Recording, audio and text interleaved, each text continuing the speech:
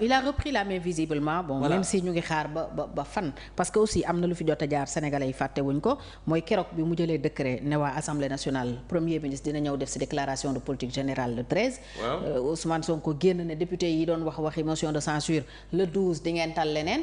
Effectivement le 12 boobu président dafa gontu taxaw fii wax ak ñun ne dissoudre na assemblée nationale dribble leen carrément. waaw voilà gis nga foofu nag sénégalais dañu ne.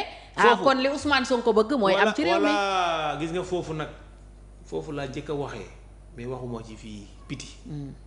damaa wax ci suuf ñëpp dañ ne le président le premier ministre joue le rôle du président de la République. mooy dogal en réalité loolu la ñëpp waxoon foofu c'est ce qu'on avait compris. man dama leen ne.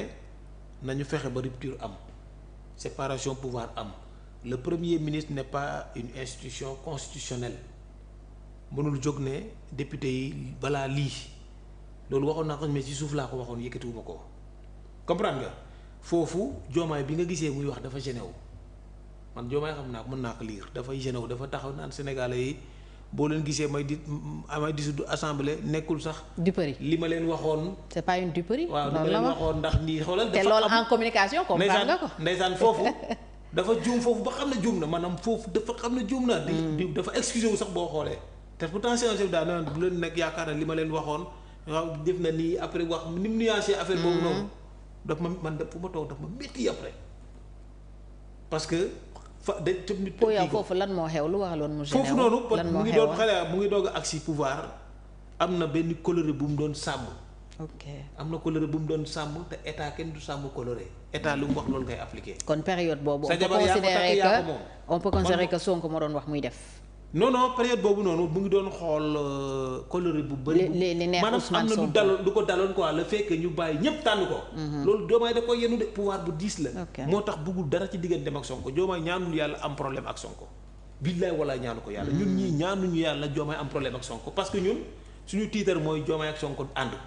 suñu tiitar loolu la mais Diomaye ak Sonko bu ñu tasoon tey coalition bi ñii dañ dem ànd ak Sonko ñii ànd ak keneen ainsi de suite ça dépend. tas gi ñu leen di waxal mujjee doon dëgg far. bu baaxul boobu moom doxul yàlla nañu ànd ba faw. donc après Diomaye peut-être a repris la main visiblement. loolu moo au fur et à mesure parce que tey moom Sonko daa jaar ni Diomaye jaar ni au fur et à mesure Diomaye dafa convertir xam ne moom kat il n'est plus un homme politique. c'est un chef d'État nekkatul ay waayu nit nekkul sama waay nekkul waayu kii non non il est un chef d'État de plein exercice li état bi wax moom lay appliquer mu appliquer loolu. donc est-ce que du loolu. loolu nag moom moo andi changement yi nga xam ne franchement ñëw na parce que.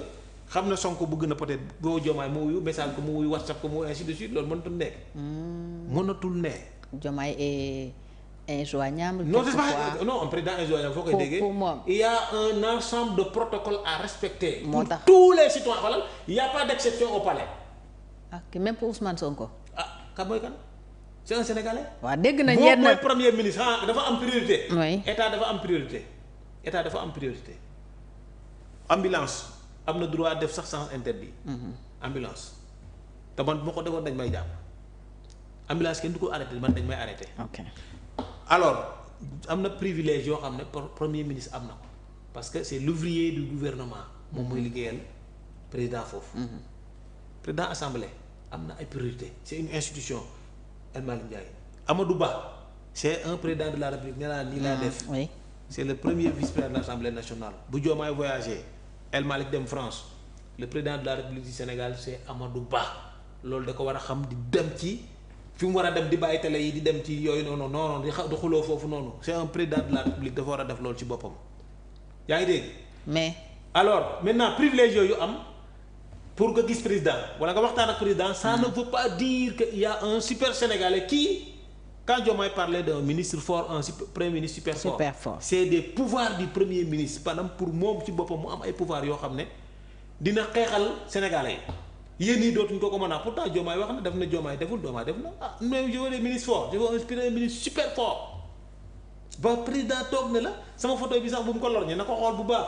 ndax moom laa ko yéene. ndax yéene naa ko président de la République koo kay war a too ko wax yéene nag mais loolu entre ñoom ñaar la loolu nit ñi la. mais dégg nañu Ousmane Sonko ci biir waxam mu mel ni ku naan président peut-être dañ ko isolé tey dafa am ay nit yu bees. non isolé wuñ ko président. et dégg nañu aussi ne après coow li daje am na ba ñu ne sax am na yenn nit yoo xam ne bokkuñu ci Pastef ñoo nekk ci diggante bi donc ay alliés lañ ñoo nekk ci diggante bi daal di ci wax ak a def lu ko mën a yàq et que ñooñu sax dinañ jàkkaarloo ak ñoom loolu dégg na. dama la bëgg a wax ne Boubacar Camara. kilifa la, nit ku baax la sequñu feuille blanche mais nit ku baax la, nit ku muus la, nit ku am mérite la. Boubacar Camara lu mu baree ci ay nu mu baree ay idée ak ay xalaat ak ni Sénégal war a doxee il fut l'un des meilleurs directeurs des douanes l'économie. oui lu tax nga tudd Boubacar Camara. Boubacar dafa bëri na ñeneen da li si laa ñëw de. Boubacar Camara amul jotu dem ci Diomaye di ko wax ay wax yi Sonko def na lii ak def na lii. ok Mimi Touré ma songu Macky Sall. amul jotu dem ci ay Diomaye naan day digganteeg Sonko.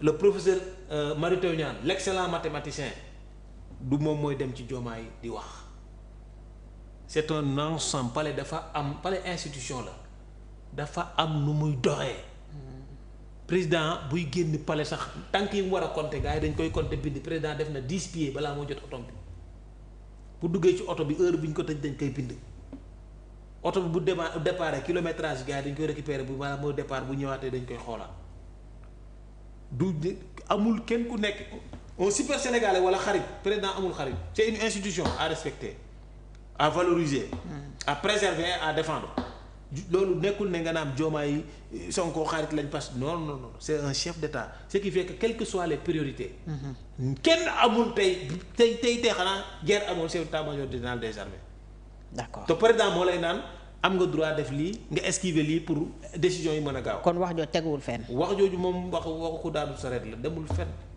te loolu président de la république du ko appliquer. kon daal problème bi mooy Sonko mënatul jot ci Diomaye comme avant.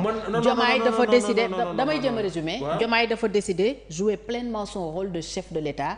wuuteeg li mu ñu wan keroog ba muy dissoudre assemblée nationale te taxoon xel yu bari tey. donc mun nañu considérer ni loolu la plus que Diomaye nanguwul aussi. def pression du question sax Diomaye mooy jël. ay responsabilités genre damay dégg loolu. naan Diomaye dafa war a jël ay responsabilités mu nekk président non il n'a qu'à exercer le pouvoir. ok il n'a qu'à exercer. kon la exercer fonction de chef d'État pleinement. non naka exercer dafa doon dafa doon xalaat fi ñu ko jëlee yooyu yëpp dafa nekkoon ci boppam. amaguloon conversion bi. ok loolu génn na ci. léegi nag moom du génn mais dugg na ci fonction chef d'État mu ngi mel ni nga nekkoon jànk rek. d'accord dem ba am jëkkër. yenn saa yi nga wax boo xam ne da lay bett wala nga wax war a ko woon wax mais au fur et à mesure nga yàgg sëy bi da ngay dem ba am waxoo célibataire yu bëri dootoo ko wax heure yu bëri doo waaw mu ngi noonu nag loolu moom moo daloon Diomaye foofu noonu mais instant bi mi ngi am président de la République c'est un président de la République de plein exercice yaa ngi xalaat une partie de Senghor et une grande partie de Abdou Diouf donc loolu te am na nu nit ñi ñëw nga fi ni fi Abdou meloon boo waxee Abdou ñu téye la nga ne Abdou gars yi tàcc foofu lañ jëm kooku moom dama la koy wax de. kon waa Pastef war nañu def attention. non du question def attention waa Pastef c'est des citoyens. ñiy saaga ak d'abord waaw moom laa lay wax rek d'abord c'est une aberration d'abord nga ne tu es un patriote war a défendre les fondamentaux de l'État war a défendre et privilégier maa ngi koy répéter rek. l'intérêt de la nation la légitimité de la fonction de chef de l'État ou la légitimité du chef de l'État. nga nekk patriote loolu nga war a teg sa bakkan.